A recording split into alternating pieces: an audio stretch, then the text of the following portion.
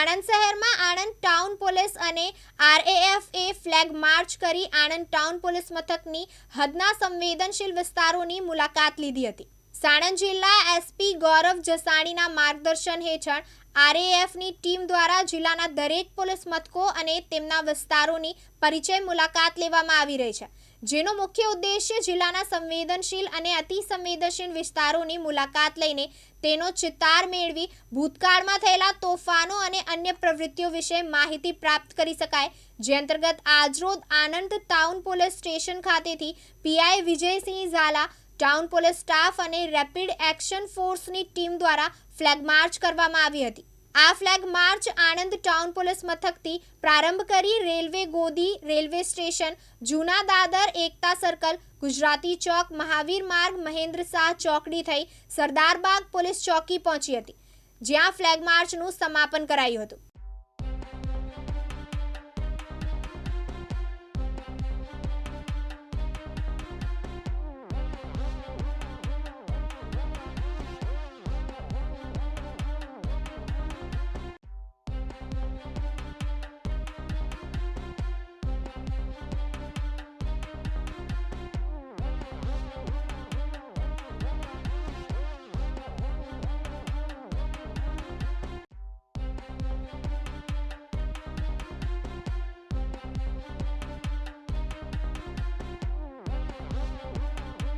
ચિરાગ સૈયદ, દિવ્યાંગ ન્યૂઝ, આણંદ.